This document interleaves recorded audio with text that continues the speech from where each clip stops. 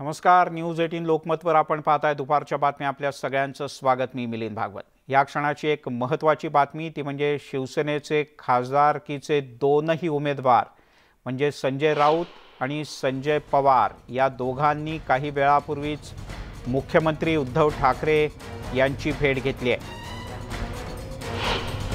संजय राऊत की जे सामनाचे कार्यकारी संपादक आहेत आणि शिवसेनेच्या वतीने त्यांना खासदारकीची उमेदवारी सलग जाहीर करण्यात आली आहे.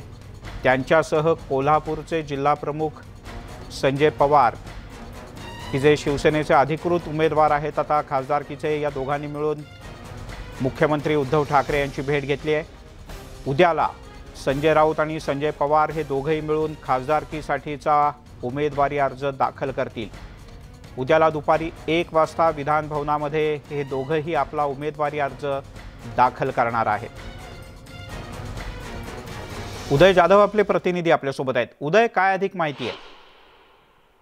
आता थोड्या वेळापूर्वी शिवसेना नेते संजय राऊत यांनी प्रतिक्रिया दिलेली आहे. त्यानुसार उद्या दुपारी 1 वाजता मुंबईत विधान भवन येथील निवडणूक कार्यालयामध्ये शिवसेना नेते संजय राऊत तसेच कोल्हापूरचे शिवसेना जिल्हा प्रमुख संजय पवार हे त्यांचा राज्यसभेसाठी उमेदवारी अर्ज दाखल करणार आहेत. शिवसेनेकडून आता ही अधिकृत माहिती जी आहे ती जाहीर करण्यात आलेली आहे. शिवसेनेचे हे दोन्ही उमेदवार जेव्हा उमेदवारी अर्ज दाखल करतील राज्यसभा उमेदवारीसाठी, त्यावेळेला शिवसेना पक्षप्रमुख आणि मुख्यमंत्री उद्धव ठाकरे हे देखील उपस्थित असणार आहेत. त्याचबरोबर शिवसेनेचे अनेक ज्येष्ठ नेते आणि ज्येष्ठ मंत्री या उमेदवारी अर्ज दाखल करत असताना उपस्थित असणार आहेत. त्यामुळे शिवसेनेकडून आता हे अधिकृत करण्यात आलेलं आहे की शिवसेना नेते संजय राऊत आणि शिवसेनाचे कोल्हापूर जिल्हा प्रमुख संजय पवार हेच आता राज्यसभेचे उमेदवार असणार आहेत. संभाजीराजे छत्रपती यांच्या संदर्भात जी काही धुसर शक्यता जी आता व्यक्त केली जात होती ती आता पूर्णपणे संपुष्टात आलेली आहे असंच आपल्याला आता म्हणावं लागेल.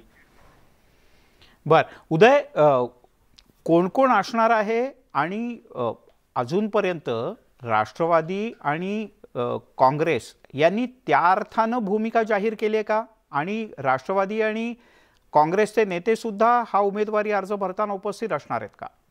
या संदर्भात अजून काही स्पष्ट सांगण्यात आलेलं नाही. मात्र जी काही सूत्रांकडून माहिती मिळते त्यानुसार उपमुख्यमंत्री अजित पवार त्याचबरोबर महसूल मंत्री बाळासाहेब थोरात हे देखील यावेळेला उपस्थित असणार आहेत. तिन्ही पक्षांचे म्हणजेच महाविकास आघाडीचे विधिमंडळ गटनेते जे असतील ते देखील या उमेदवारी अर्ज दाखल करताना उपस्थित असणार आहेत. जेणेकरून महाविकास आघाडीची जी काही 6व्या क्रमांकाची मतं आहेत ती सर्व मतं जी आहेत शिवसेनेच्या दुसऱ्या उमेदवाराला मिळतील. यानुसार पूर्ण रणनीती आणि जी काही समन्वय साधायचा आहे तो काल झालेल्या वर्षावरच्या बैठकीमध्ये समन्वय समितीच्या बैठकीत देखील करण्यात आलेला आहे. एकूण जी काही फ्लोअर मॅनेजमेंट म्हणतात संसदीय प्रणालीमधले ते सर्व करण्यात आलेले. त्यासाठी स्वतः संसदीय कार्यमंत्री अनिल परब हे देखील कार्यरत असल्याची माहिती मिळते.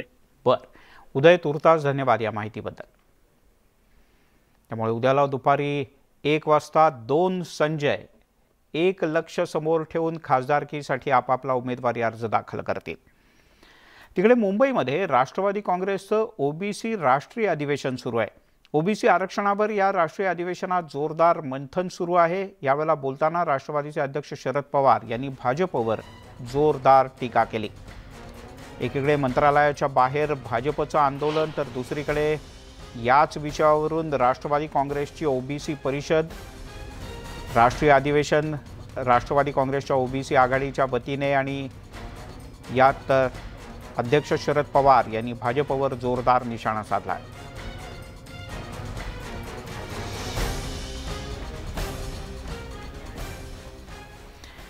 केंद्र सरकारनंच ओबीसींचं आरक्षण घालवल्याचा आरोप यावेळेला बोलताना राष्ट्रवादीचे नेते धनंजय मुंडे यांनी केला.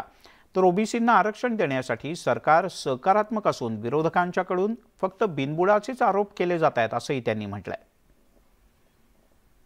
घोषणा दिली की ओबीसी जागा हो, राष्ट्रवादीचा धागा हो. धागा म्हणलं की ते कधी सुटू शकतं. मराठवाड्यात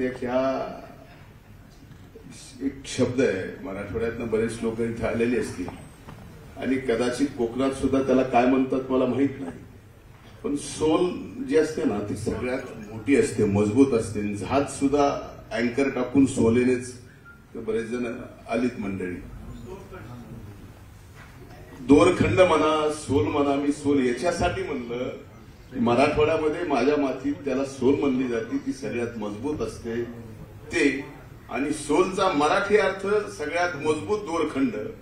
आणि इंग्रजीमध्ये सोलचा अर्थ आत्मा, म्हणून राष्ट्रवादी काँग्रेस पक्षाचा ओबीसीवर ही एक अपेक्षा आहे. म्हणून आता त्या घोषणेत कसा बदल करता येईल आपण ते करावं. तिकडे महाविकास आघाडी सरकार भुजबळ यांच्या मार्गदर्शनाखाली ओबीसींना न्याय देईल असं म्हटलंय खासदार सुप्रिया सुळे यांनी. आज जे आपल्याला इम्पिरिकल डेटावर प्रश्न विचारतायत, त्यांनी त्यांच्या 5 वर्षामध्ये डेटा का नाही गोळा केला, हा सगळ्यात महत्वाचा प्रश्न आहे. खरं तर आज आंदोलन आहे त्यांचं. मी टीव्हीवर इथे येताना पाहिलं, मला गंमत वाटली. म्हणजे मला नेहमी विरोधक ते चॅनलवाले विचारतात की तुमच्यावर टीका होत असते. म्हटलं अर्थातच आम्ही सरकारमधला पक्ष आहोत. टीका करणं त्यांचं काम आहे आणि सर्वसामान्य जनतेला, मायबाप जनतेला न्याय द्यायचं काम हे महाविकास आघाडी सरकारचं आहे. त्याच्यामुळे न्याय जर कोणी देणार असेल तर तो महाविकास आघाडी, माननीय उद्धवजी दादा आणि बाळासाहेब थोरात हेच अर्थातच निर्णय घेतील आणि त्याचे प्रमुख मार्गदर्शक हे माननीय भुजबळ साहेबच असतील, हे मी तुम्हाला अतिशय जबाबदारीने सांगितलं. तिकडे ओबीसींच्या याच मेळाव्यात राष्ट्रवादीचे नेते छगन भुजबळ यांनी भाजपवर जोरदार टीका केली. राज्यातील विरोधी पक्षातील नेत्यांच्या तपासण्याच केल्या पाहिजेत असं भुजबळ म्हणाले. मला थोडं अस्वस्थता पण वाटत होते परवाच्या दिवशी. त्यामुळे हॉस्पिटलला गेलो होतो आणि हे बरोबर आहे ते बरोबर आहे सगळं चेक झाल्यावर डॉक्टर म्हणाले काय ते सोडियम काहीतरी कमी आहे. बरं म्हटलं काय असेल तर ते गोळी बिळी जातो. ते काल हे टकले गरजे बसले होते, जयंत पाटील वगैरे, आणि ते डॉक्टर शिंगणे होते. म्हटलं काय गेलो होतं, थोडं अस्वस्थता वाटत होते. ते म्हणजे काय सोडियम काहीतरी कमी आहे. तर ते शिंगणे म्हटलं अरे बापरे, त्याने ते थोडी स्मरणशक्ती कमी होऊन जाते. मी म्हटलं मला तर सगळं काय आठवतंय,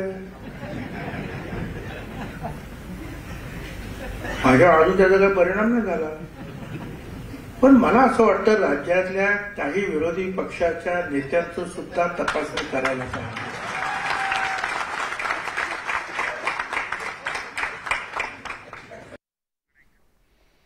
तिकडे बारामतीचा गडी एवढा हुशार कसा, शरद पवार यांच्यामध्ये नक्की कोणते स्पेअर पार्ट्स टाकलेत हे मी वर गेल्या ब्रह्मदेवाला विचारेन अशा शब्दात सदाभाऊ खोत यांनी शरद पवार यांच्यावर टीका केली.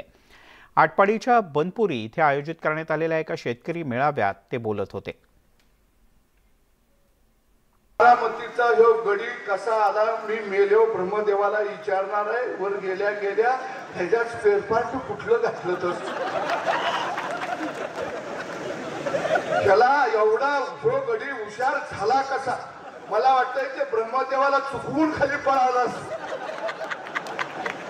अहो एवढा विलंदर माणूस राजकारणामध्ये कधीही मिळणार नाही. तिकडे ओबीसींच्या राजकीय आरक्षणाच्या मुद्द्यावर भारतीय जनता पक्ष सुद्धा आक्रमक झालाय. आज मुंबईमध्ये भाजपकडून एक मोठा मोर्चाही काढण्यात आला. मंत्रालयाच्या बाहेर निदर्शनं करण्यात आली. यावेळेला पोलिसांनी आंदोलकांची धरपकड केली. मोर्चामध्ये सहभागी झालेले विधान परिषदेतले विरोधी पक्षनेते प्रवीण दरेकर, सुधीर मुनगंटीवार, आमदार गोपीचंद पडळकर यांच्यासह सर्व कार्यकर्त्यांना पोलिसांनी ताब्यात घेतलं. यावेळेला सरकारच्याकडून दडपशाही सुरू असल्याचाही आरोप करण्यात आला.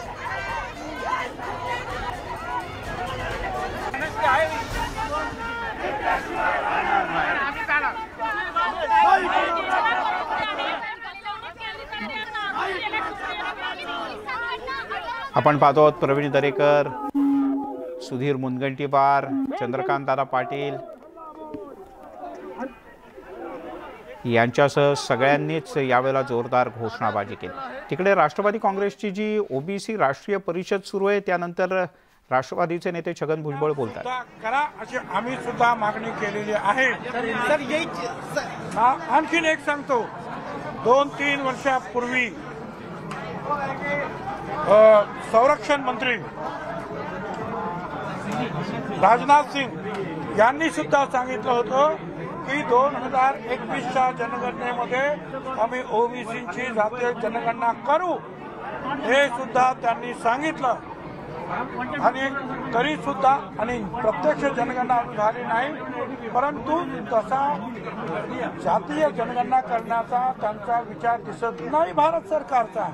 आणि म्हणून जसा बिहारमध्ये पुकारा झाला तसा आम्ही महाराष्ट्रातून सुद्धा पुकारा करतो आहोत. ओबीसीची जातीय गणना झालीच पाहिजे आणि जनगणना जी दशवार्षिक आहे जनगणना आयुक्तांच्या मार्फत झाली पाहिजे, याच्यातून सगळं सत्य जे आहे बाहेर येईल. सर यही चीज में जाना चाहिए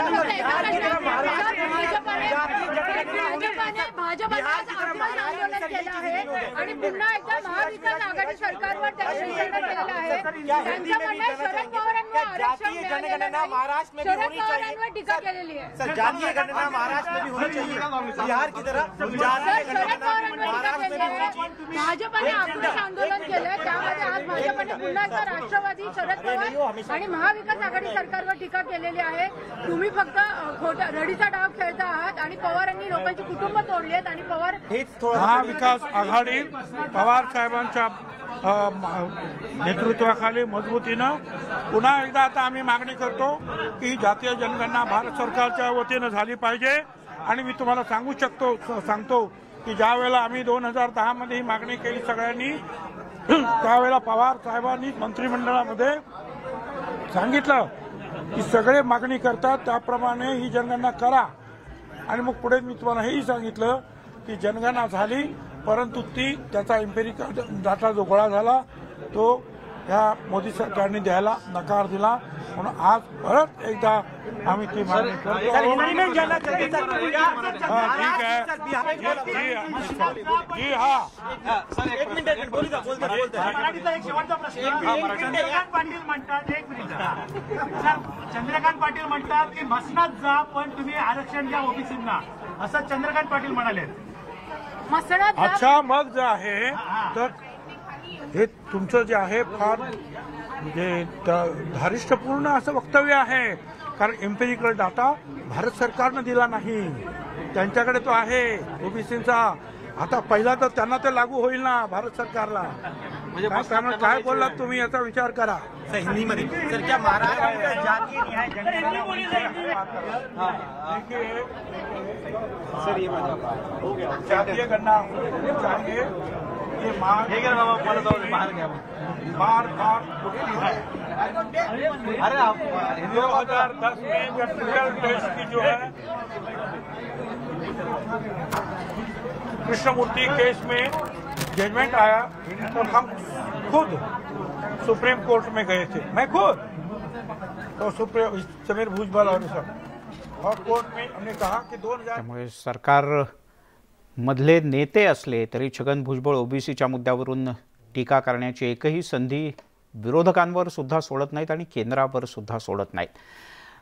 जशी ओबीसीच्या विषयाच्या संदर्भात राष्ट्रवादीची परिषद सुरू आहे तशाच पद्धतीनं आजच मुंबईत मंत्रालयाच्या बाहेर भाजपच्या वतीनं जोरदार आंदोलन करण्यात आलं. भाजपचे अनेक प्रमुख नेते आणि कार्यकर्ते मोठ्या संख्येनं या आंदोलनात सहभागी झाले होते. या कार्यकर्त्यांना पोलिसांनी शेवटी बळाचा वापर करून ताब्यात घेतलं.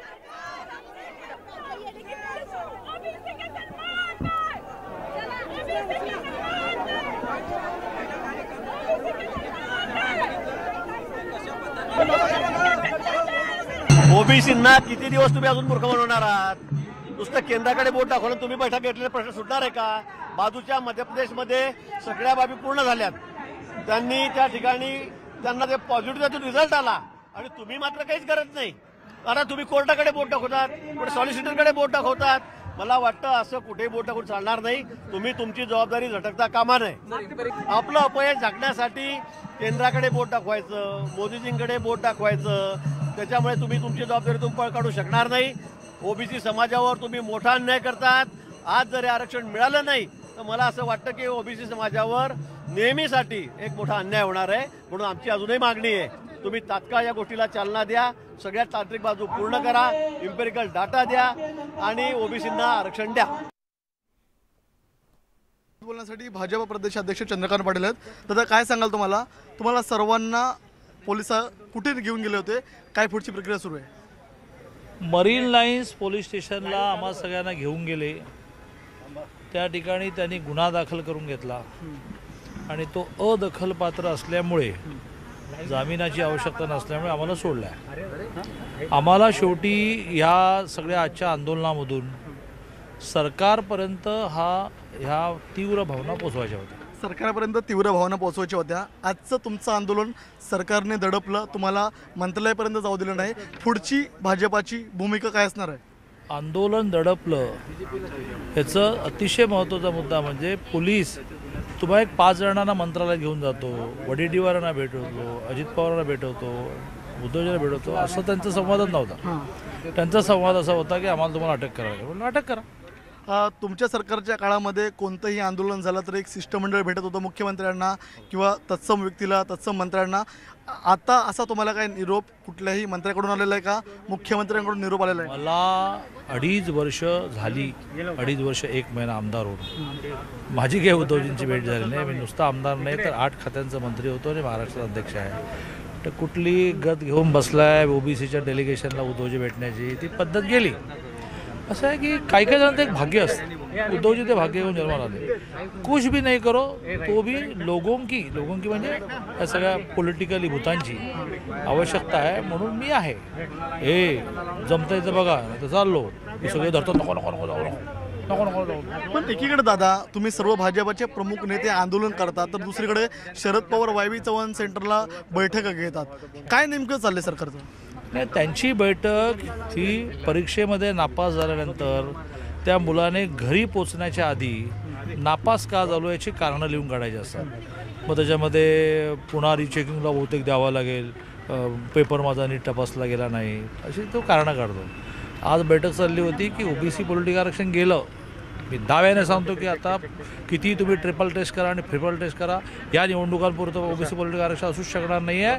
कारण मग तुमची जर इच्छा होती तर तुम्ही 31 तारखेचं थांबवात, अजून थांबवा, 31 तारखेचं पुरुष महिला आरक्षण थांबवा. आणि त्यामुळे त्यांना हे माहिती आहे की ओबीसी पॉलिटिकल आरक्षण गेलं. विदाऊट ओबीसी पॉलिटिकल आरक्षण निवडणुका होणार आहेत. लोक दगडं मारणार आहेत. ते दगडं कसे झेलायचे याचं प्लॅनिंग चालू होतं. लोक दगडं मारणार हे तुम्ही म्हणताय, मात्र आज आंदोलन हे तुमचं शहरात झालंय. ओबीसी समाज हा प्रामुख्याने मोठ्या प्रमाणात ग्रामीण भागात राहतो. ग्रामीण भागामध्ये येत्या काळामध्ये भाजपाची गेल्या काही महिन्यामध्ये 6 विभागांचे 6 रथ निघाले. एकेका छोट्या गावांमध्ये जाऊन ओबीसींचं प्रबोधन केलं गेलं. 2 दिवसापूर्वी सगळ्या जिल्हा केंद्र आणि तालुका केंद्रामध्ये धरणी झाली दिवसभराची. आणि आता हा महाराष्ट्राचा मोर्चा झाला. हे आंदोलन चालू राहील. आमच्या 6 ओबीसी प्रबोधन, ओबीसी पॉलिटिकल आरक्षण प्रबोधन या यात्रांनी तर हजारो गावांमध्ये सभा केल्या. आपण या ठिकाणी पाहिलं असेल, हे होते भाजप प्रदेशाध्यक्ष चंद्रकांत पाटील. आज आमचं आंदोलन हे शहरात झालेलं आहे, मात्र ग्रामीण भागामध्ये आमचं आंदोलन सुरू आहे आणि येत्या काळात देखील आमचं आंदोलन हे आक्रमकतेने सुरू राहणार असल्याचं भाजप प्रदेशाध्यक्ष चंद्रकांत पाटील यांनी न्यूज 18 लोकमतशी बोलताना स्पष्ट केलेलं आहे. व्हिडिओ जर्नलिस्ट उमेश गोयलकरसह मी तुषार रुपनवर, न्यूज 18 लोकमत, नरिमन पॉइंट, मुंबई. विरोधी पक्षनेते प्रवीण दरेकर आपल्यासोबत आहेत. दरेकर सर, तुम्ही आता पोलीस स्टेशनमध्ये जाऊन आलात. ज्या पद्धतीनं आज मोर्चा काढत होतात मंत्रालयावरती, मोर्चा अडवण्यात आला. मला वाटते सरकार हुकुमशाही पद्धतीनं काम करते.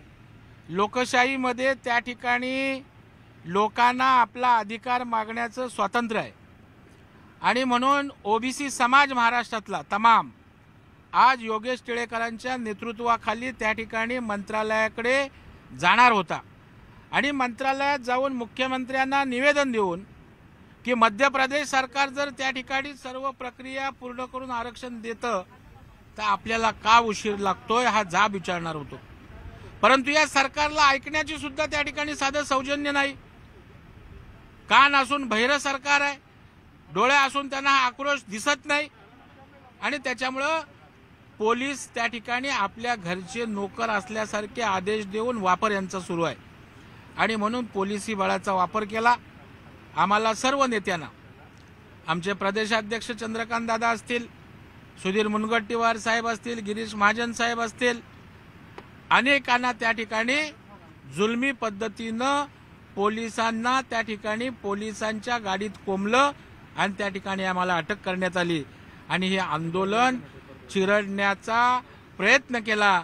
परंतु त्यांना माहीत नाही की आंदोलन जेवढं चिरडाल तेवढं उसळी मारून आणखी तीव्र होईल आणि त्यामध्ये या सरकारला किंमत चुकवावी लागेल. सरकारमधील मंत्री असं म्हणतायत की आम्ही आयोगाकडे विनंती केली की इम्पेरिकल डाटा द्या, मग आम्ही तो सर्वोच्च न्यायालयाकडे मांडू. जूनच्या पहिल्या आठवड्यापर्यंत हा इम्पेरिकल डाटा मिळेल असं सांगितलंय. वाटतंय तुम्हाला हा इम्पेरिकल डाटा मिळेल आणि मग ओबीसी समाजाला दिलासा मिळेल? मला वाटतं ही पूर्णपणे नौटंकी आहे. केंद्राकडे बोट दाखवून आपलं अपयश झाकण्याचा प्रयत्न आहे. या संदर्भात देवेंद्र फडणवीस साहेबांनी क्लिअर कट सांगितलं होतं.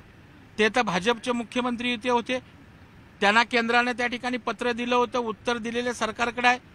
मग जी गोष्ट मिळणार नाही, सदोष आहे, ती पुन्हा पुन्हा वाजवून भाजपला दोषी धरण्याचा त्या ठिकाणी प्रयत्न आहे. परंतु मला वाटतं की या ठिकाणी आता जनतेला समजून आले की तुमच्या मनातच पाप आहे, तुम्हाला ओबीसी समाजाला आरक्षणच द्यायचं नाहीये आणि त्याच्यामुळे आपण 2.5 वर्ष चालढकल केलीत. तुमच्या जर मनात असतं तर मध्य प्रदेशनी ज्या पद्धतीनं आपण बघाल, सुप्रीम कोर्टाने निर्णय दिल्यानंतर त्यांनी अपील फॉर मॉडिफिकेशन केलं, याचिका त्याची दाखल केली, जी सादर करून घेतली कोर्टाने. ट्रिपल टेस्टचा अहवाल सादर केला. त्या ठिकाणी 15 दिवसाची सारी प्रक्रिया आम्ही कशी पूर्ण करणार याची तपशीलवार माहिती कोर्टाला दिली आणि दिलं ना आरक्षण कोर्टाने. मग तुम्हाला अडवलंय कुणी? आज भाजप नेत्यांची भाषणं झाली. या भाषणांमध्ये एक वक्तव्य अनेकांच्या तोंडातून आलं की महाविकास आघाडी हे तिन्ही पक्षांचं सरकार आहे आणि या काही मंत्र्यांना ओबीसी समाजाला आरक्षण नकोय अशी भूमिका कुठेतरी असल्यामुळेच ही चालढकल होते. 100% काही त्यातले धनाढ्य नेते प्रस्थापित संस्थानिक आहेत. त्यांना गरीब पिछडा समाज त्या ठिकाणी पुढे येता कामा नये. नेतृत्व करण्यासाठी केवळ आमचीच घराणी जन्माला आलेत असं ज्यांना वाटतं ते हे आरक्षणाचे मारेकरी आहेत आणि म्हणून त्यांच्या दबावाखाली या ठिकाणी अशा प्रकारची दंडेलशाही सुरू आहे. परंतु आता ओबीसींचा आक्रोश महाराष्ट्रामध्ये त्या ठिकाणी सुरू झालाय. या आक्रोशापुढे सरकारला झुकावंच लागेल, वाकावंच लागेल आणि आरक्षण द्यावंच लागेल. दरेकर सर, आता कशी भूमिका असणार आहे? आज मंत्रालयावरचा मोर्चा पोलिसांनी अडवलेला आहे. इथून पुढचे मोर्चे कसे असणार किंवा भूमिका काय असणार आहे आता भाजपची? कशा पद्धतीने वाटतं? भारतीय जनता पार्टी पहिल्या दिवसापासून ओबीसींच्या आरक्षणाच्या बाबतीत ठाम आहे. ओबीसींना आरक्षण मिळाल्याशिवाय आम्ही स्वस्थ बसणार नाही, सरकारला स्वस्थ बसू देणार नाही. आणि त्याच्यामुळं जसं मध्य प्रदेश सरकारने दिलं, तिथल्या मुख्यमंत्र्यांची सरकारची इच्छाशक्ती होती, या सरकारची इच्छाशक्ती नाही आहे आणि त्याच्यामुळे त्यांच्या मानगुटीवर बसून हे आरक्षण द्यायला भाजप त्या ठिकाणी भाग पाडेल आणि ओबीसी समाज त्याकरिता टोकाची भूमिका सुद्धा घेईल. नक्कीच विरोधी पक्षनेते प्रवीण दरेकर आपल्यासोबत होते. त्यांनी स्पष्टपणे असं म्हटलेलं आहे की सरकारमधील महाविकास आघाडी सरकारमधील काही असे धनाढ्य मंत्री आहेत, संस्थानिक आहेत, ज्यांना ओबीसी समाजाला आरक्षण द्यायचं नाही असा घणाघाती आरोप प्रवीण दरेकर यांनी केलाय. Video journalist Sachin कोपडेसह Vishal Patil, news 18 Lokmat, Mumbai. तिकडे शिवसेनेचा राज्यसभेच्या 6व्या जागेवरचा उमेदवार निश्चित झालाय. आज त्या उमेदवाराची अधिकृत घोषणा होण्याची शक्यता आहे. मात्र संभाजीराजेंच्या नावाची चर्चा कायम आहे.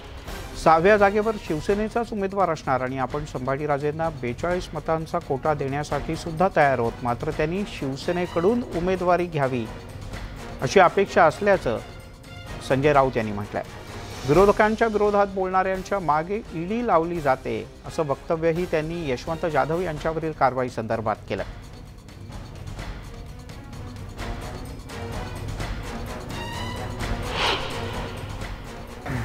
जे अशा प्रकारची वक्तव्य करतायत त्यांनी गेल्या 15 दिवसातल्या घडामोडी नीट समजून घेतल्या पाहिजेत. शिवसेनेच्या कोट्यातली एक जागा आम्ही छत्रपती संभाजीराजे यांना द्यायला तयार झालो. तो छत्रपतींचा सन्मान राखण्यासाठी, त्यांच्या घराण्याचा सन्मान राखण्यासाठी यापेक्षा शिवसेना काय करू शकते हे सांगावं. 42 मतांचा कोटा निवडणुकीसाठी लागतो विजयासाठी. ही 42 मतं आम्ही छत्रपती संभाजीराजांना द्यायला तयार आहोत, द्यायला तयार झालो. पण आमची भूमिका अट नाही, आमची भूमिका इतकीच होती, ही जागा शिवसेनेची आहे, आपण शिवसेनेचे उमेदवार व्हा. बरं, छत्रपती किंवा त्याच्या कुटुंबाला राजकीय पक्षाचं बावडं असण्याचं कारण नाही. आता बहुतेक महाराष्ट्रातील 12.5 कोटी लोकांना समज बजावायचं बाकी आहे. फक्त जे भाजपचे लोक आहेत त्यांनाच बाजूला काढलं जाईल. बाकी सगळ्या जनतेला एक दिवस ईडी नोटीस बजावेल, कारण ही जनता महाविकास आघाडीच्या बाजूने आहे. राजीव गांधी या देशाचे पंतप्रधान होते. त्यांची अत्यंत निर्घृण पद्धतीनं तामिळनाडूतच हत्या झाली आणि 31 वर्षानंतर त्यातले आरोपी सोडण्यात आल्यावर त्यांचा अशा प्रकारे राज्याच्या मुख्यमंत्र्यांनी कोणी असतील सन्मान करणं हे आपल्या संस्कृतीत आणि नैतिकतेत बसत नाही, एवढंच मी सांगतो. हा चुकीचा पायंडा पडतोय राजकारणात. नक्की तुमचं राजकारण काही असेल, पण देशाच्या पंतप्रधानांच्या मारेकऱ्याचा सन्मान करणं हे योग्य नाही. वळूयात पुढच्या बातमीकडे. खासदार नवनीत राणा या 28 मेला नागपूरच्या रामनगर इथल्या हनुमान मंदिरामध्ये हनुमान चालिसाचं पठण करणार आहेत. हनुमान चालिसावरून शिवसेनेनंतर राष्ट्रवादी काँग्रेसनं नवनीत राणा यांना डिवचण्याचा प्रयत्न केलाय. ज्या दिवशी नवनीत राणा नागपूरला हनुमान मंदिरात हनुमान चालिसाचा पठण करतील त्याच दिवशी त्याच हनुमान मंदिरामध्ये राष्ट्रवादी काँग्रेसच्या वतीनं महागाईच्या विरोधात हनुमान चालिसा पठण केलं जाणार आहे. त्यामुळे येत्या शनिवारी नवनीत राणा विरुद्ध राष्ट्रवादी काँग्रेस असा संघर्ष नागपुरात पाहायला मिळणार आहे. भूमिका मला ते कोण काय करणार आहे त्याच्याबद्दल नाही माहीत, पण या देशावर महागाईचं जे संकट ओढवलेलं आहे ते संकट दूर व्हावं म्हणून मी 28 तारखेला हनुमान चालिसाचं पठण करणार आहे रामनगर मंदिर नागपूर इथे. कारण की त्या मंदिरात मी भाविक आहे. त्या मंदिरात मी वर्षानुवर्ष त्या मंदिरात जात आहे आणि ज्या प्रकारे हे संकट आलेलं आहे, पेट्रोलचं आहे, डिझेलचं आहे, गॅसचं आहे, कडधान्यांचं आहे, रोजगार गेलेला आहे, ह्या कोरोनाचा मार आहे, या सगळ्यापासून या भारत देशाला मुक्त करावं अशी आमची हनुमंताला साकडं टाकली. ब्रेकनंतर आपल्या सगळ्यांचं पुन्हा एकदा स्वागत. बातमी आहे चोरीची, आणि नुसती साधी चोरी नाही, पाण्याची चोरी. बदलापूर शहरातून वाहणारी उल्हास नदी टँकर माफियांच्या विळख्यात सापडली आहे. नदीच्या पाण्याची इथे दिवसा ढवळ्या सर्रास चोरी होते. दिवसाला एकामागोमाग एक असे शेकडो टँकर या पाण्यात भरले जातात. मात्र लघु पाटबंधारे आणि संबंधित विभाग या सगळ्याकडे सोयीस्करपणे डोळेझाक करत आहे. एका टँकरमधून साधारण 10 ते 20,000 लिटर पाणी नेलं जातं आणि अशा असंख्य फेऱ्या दिवसभरात हे टँकर मारत असतात. टँकर माफियांचा हा सर्रास सुरू असलेला उद्योग. मात्र ही पाणी चोरी रोखण्यासाठी शासनाकडे कोणतीही यंत्रणा नाही असं कारण सांगितलं जातं आणि त्यामुळे नदीतून होणाऱ्या या अवैध उपचाराला कोणी चाप लावत नाही.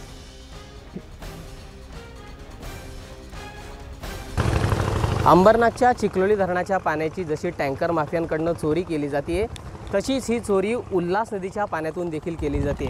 आता आपण पाहू शकतो की हे उल्हास नदी आहे जी बदलापूर शहरातून वाहणारी आहे आणि उल्हास नदीच्या पात्रामध्ये उतरून हे टँकर माफिया राजरोसपणे शेकडो टँकर इथे भरत असतात आणि अशा प्रकारची चोरी ही दरवर्षी उन्हाळ्याच्या महिन्यामध्ये सुरू असते. टँकर माफिया याच्यातून बक्कळ पैसा कमवतात. नागरिकांना असेल, इमारतींना असेल हे पाणी पुरवलं जातं.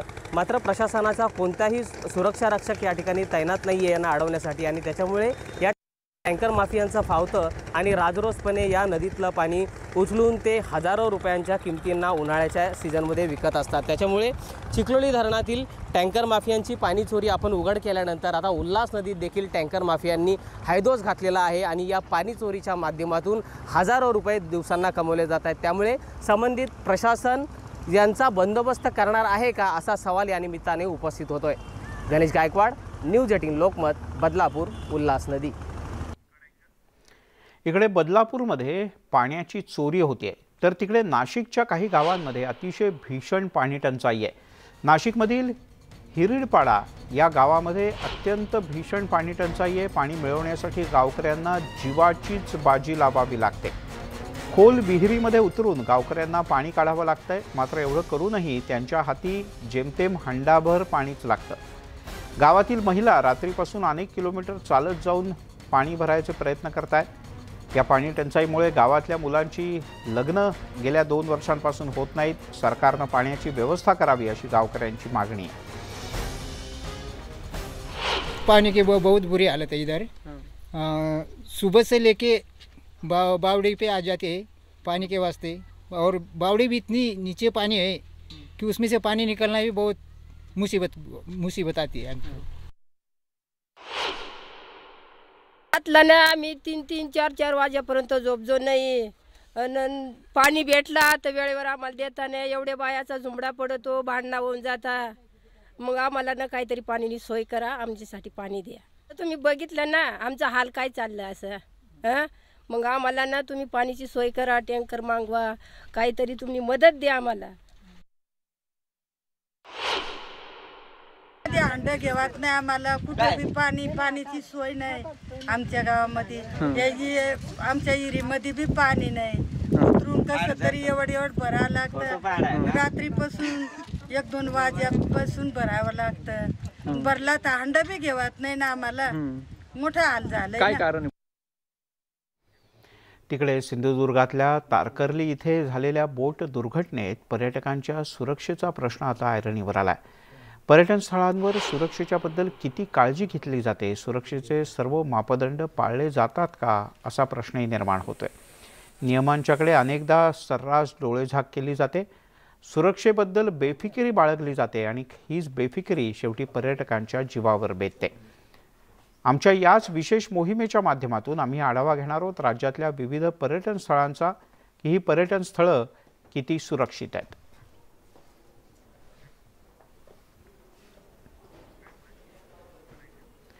सिंधुदुर्गातल्या तारकर्ली इथे बोट दुर्घटना झाली, 2 पर्यटकांचा मृत्यू झाला। ही घटना ताजी असतानाच वेंगुर्ला तालुक्यात शिरोडा वेळागर समुद्रात एक जण बुडाला, त्याचा शोध घेण्याचं काम सध्या सुरू आहे। सुनील गावकर असं या 40 वर्षीय व्यक्तीचं नाव आहे। तो त्याच्या मित्रांसोबत समुद्रकिनारी फिरायला गेला होता।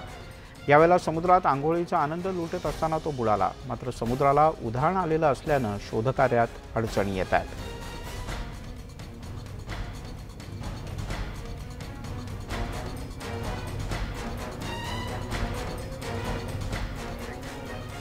गुहागरमध्ये देखील निसर्गरम्य वातावरणात लांबलचक असलेल्या समुद्र किनाऱ्यावर हजारोंच्या संख्येनं पर्यटक येत असतात, मात्र या किनारपट्टीवर सुरक्षा रक्षक नसल्यामुळे पर्यटकांच्या सुरक्षेचा मुद्दा नेहमीच उपस्थित होतो।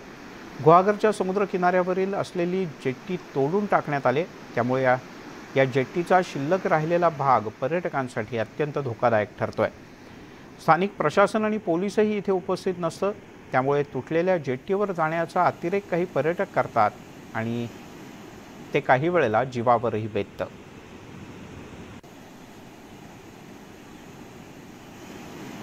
आपण ही दृश्य पाहतो आहोत, सगळ्यात शेवटी दिसतोय तो जेट्टीचा तुटलेला भाग। तर पर्यटक याच्यातही आपल्याला जेट्टीचा काही तुटलेला तसाच पडून राहिलेला भाग दिसतोय आणि हा पर्यटकांसाठी धोकादायक ठरतो। अनेकदा योग्य काळजी न घेता पर्यटक खोल समुद्रात जातात आणि अन्य समुद्र किनाऱ्यांवर असते तशी आलेल्या पर्यटकांना किंवा समुद्रात पोहणाऱ्यांना कोणतीही सूचना देण्याची यंत्रणा इथे नाही आणि त्यामुळे मोठी अडचणही होते।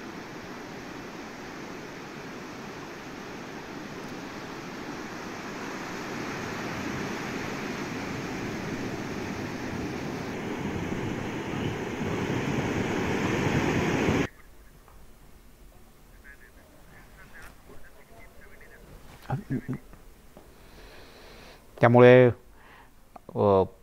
पर्यटकांची मोठी अडचण होते। अर्थात काही वेळेला पर्यटकांनी स्वतःहून सुद्धा काळजी घेणं गरजेचं आहे, पण ही काळजी घेतली जात नाही। अतिउत्साही पर्यटकांच्यामुळे समुद्रकिनारे सुद्धा काही वेळेला अनावश्यक बदनाम होतात। गेल्या वर्षी झालेल्या ढगफुटीमुळे तसंच अतिवृष्टीमुळे संपूर्ण रत्नागिरी जिल्ह्यात महापूर आला होता, अनेकांना आपला जीवही गमवावा लागला। यात मोठी वित्तहानी देखील झाली।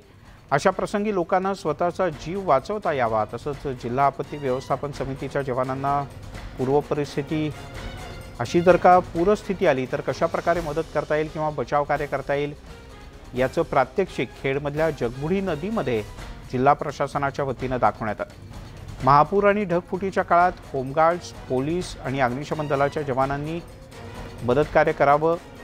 यात कोणते मुद्दे महत्त्वाचे असतात, जर का हे जवान पोहोचण्यापूर्वी तुम्ही पाण्यात बुडण्यासारखी स्थिती निर्माण झाली तर काय केलं पाहिजे, याची प्रात्यक्षिकं यावेळेला खेडमध्ये दाखवण्यात आली।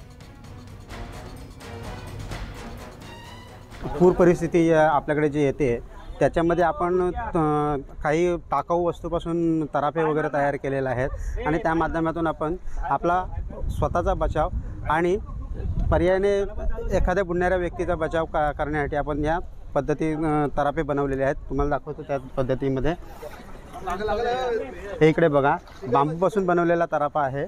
त्याच्यानंतर पाण्याच्या रिकाम्या बॉटल, त्याच्यामधून आपण एक बेल्ट तयार केलेला आहे, त्याच्यावर सुद्धा पोताना दिसतोय.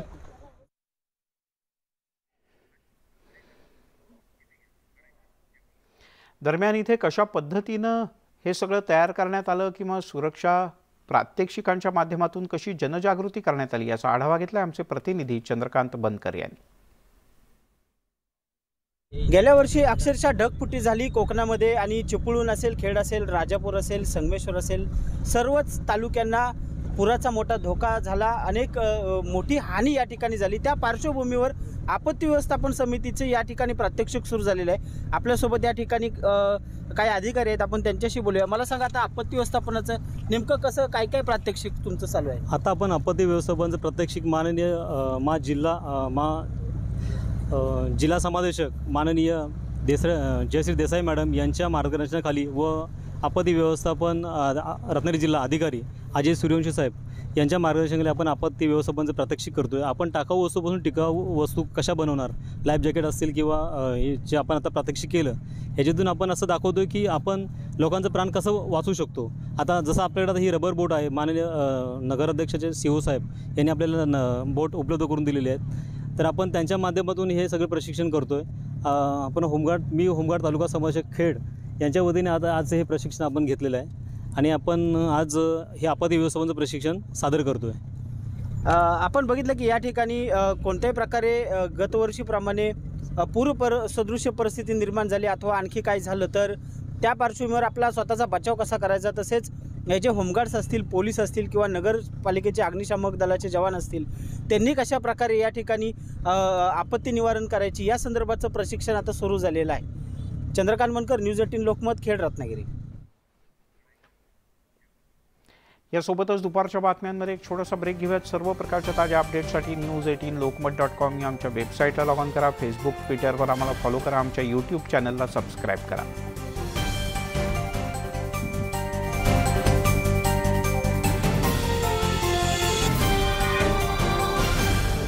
आपण पाहताय दुपारच्या बातम्या आणि आता न्यूज 18 लोकमतवर आढावा घेऊयात अन्य काही महत्त्वाच्या बातम्यांचा.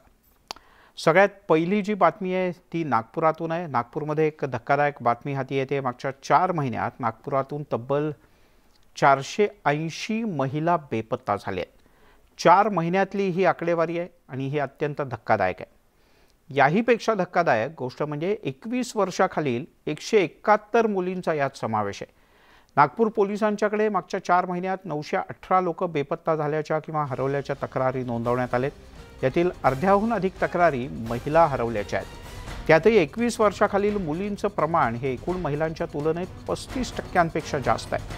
त्यामुळे आता या महिलांचा शोध घेण्याचं नागपूर पोलिसांसमोर मोठं आव्हान आहे. आपण काही मुद्द्यांवर नजर टाकूया. 4 महिन्यात नागपूर पोलीस आयुक्तालय आणि जिल्ह्याच्या परिसरात 480 महिला बेपत्ता झाल्या. यात 21 वर्षाखालील 171 मुलींचा समावेश आहे. 4 महिन्यामध्ये 918 लोक बेपत्ता झाले आहेत आणि त्यातल्या बहुतांश तक्रारी या महिला हरवल्याच्या आहेत. 21 वर्षाखालील मुलींचं प्रमाण यात सर्वाधिक आहे. 21 वर्षाखालील 209 लोक बेपत्ता झाले आहेत. 171 मुली आणि 38 मुलांचा यात समावेश आहे. 60 वर्षावरील नागरिकांचं सुद्धा बेपत्ता होण्याचं प्रमाण लक्षणीय आहे. 60 वर्षावरील 73 जण हरवल्याच्या तक्रारी आहेत. यात 18 महिला आणि 55 पुरुषांचा समावेश आहे. तिकडे विधवा प्रथाबंदीच्या हेरवाड पॅटर्नच्या पुढचं पाऊल सांगलीच्या इनाम धामणी ग्रामपंचायतीनं टाकलंय. विधवा प्रथाबंदीच्या सोबतच परित्यक्त्या महिलांचा पुनर्विवाह करण्याचा ऐतिहासिक ठराव मंजूर करण्यात आला. यात विधवा महिलांचे पुनर्विवाह करून त्यांच्या पुनर्वसनाची जबाबदारी घेण्यात आली. तसंच या विवाहासाठी संसारोपयोगी साहित्य देखील भेट देण्याचा निर्णय ग्रामपंचायतीच्या वतीनं घेण्यात आला आहे.